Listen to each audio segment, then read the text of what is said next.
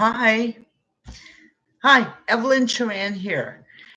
So yeah, I've got recently got more statements. The person that got me kicked out of the kitchen and fired is Saeed Hussein, his real name being Saddam Hussein. He now works in, what did you say? Qatar. Qatar. Oh, no, sorry, Qatar. His phone is disconnected. I used to help this guy babysit his kid. He was my next door neighbor. However, he's one of the people that helped to get me fired and laughed at me. He went, hee, you're banned from all of Compass Group Canada. And witnesses came forward the way he treated me and disrespected me. He's really good friends with the guy that sexually assaulted me, which is, what the hell is his name now? I can't remember half of these guys' names because they're all from the same country and they all have really big, long names. I remember standing next to him when he made a phone call to the guy that was sexually harassing me in the past. It's all funny.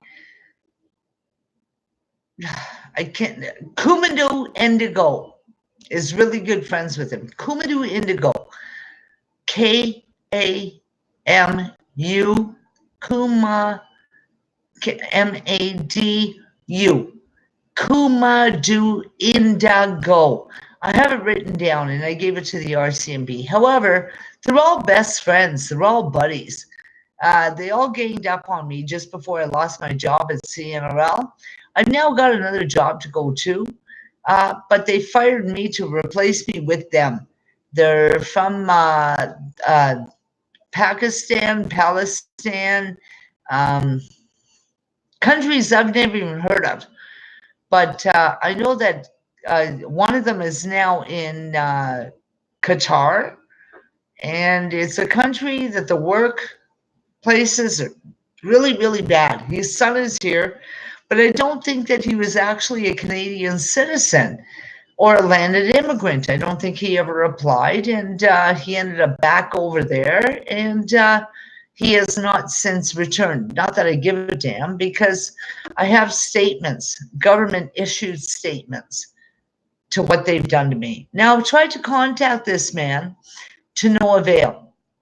So I think what I'm going to do is file all these complaints in a court of law, and they'll just put liens against all of their assets for all the losses and damages that they've done to me, because I have proof.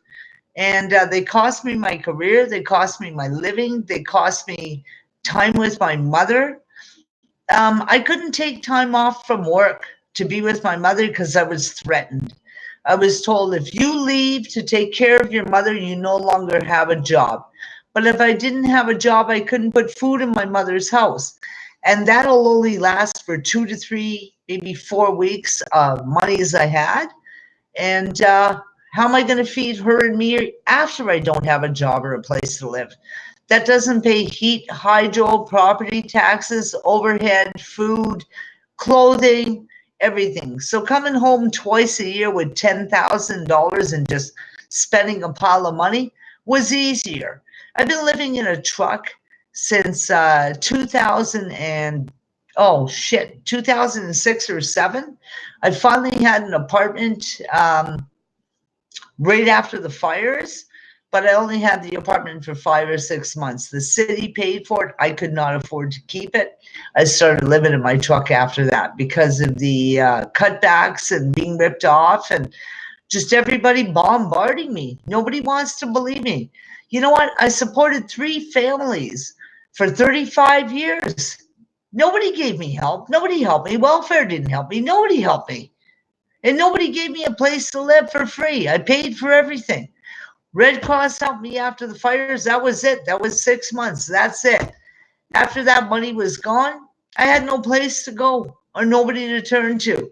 And you know what? I paid for groceries, food, toys, roofing, heat, hydro, property taxes, everything.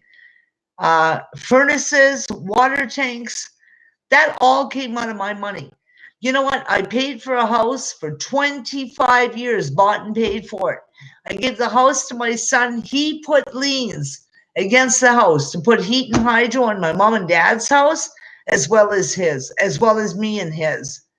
You know what? My son had no money to live on. I had no money to live on. Don't think the economy is that good for single moms and for families with no money. Because you know what? Unless you pay it and you understand it, don't point fingers at people for not being home for their families. Because I was home for my family twice a year. And twice a year, I put $10,000 to $20,000 in each house, and I have receipts to prove it. But you know what? The facts that they didn't want to come here and they wanted to stay there, I got to pay for bills there and here. And I lived outside. I never had an apartment. I never had cable TV. I never had a roof over my head. Every dime I made went to my family. Every single penny. So for people that were childhood friends that want to say, hey, you could have quit your job and come home. No, I couldn't have quit my job and come home, because if I did, nobody would have paid the food for my mother. Okay? Nobody would have paid her heat. Nobody would have paid her telephone bill. Nobody could pay her cable bill. And nobody paid for her clothes. So don't tell me I could have quit my job and come home, because you know what? We didn't have money for me to quit my job and come home. If that was the case, I would have been raising my family for the past 17 years. Oh my God. You never paid support. You never paid overhead. You paid for yourself. You never paid for a family for 35 years. I did. I even supported my niece because my son, my brother's ex-wife took. The money she took from my mom and dad was my money for me and my son. They had 3 incomes in their family. Me and my son supported my sister-in-law, my brother, and my niece. Plus, I supported my son, plus the soccer team, plus friends that moved in for free, plus me. Get your stories straight, people. You weren't there. You didn't live it. You didn't grow it. I live outside in a camper and a truck. I don't own a place. I had an apartment for 3 months in 17 years. First time in my life that I had my own place for 17 years. Get your facts straight, mate. Don't accuse people. Bye. God bless you. Have fun with your church, mate. Bye.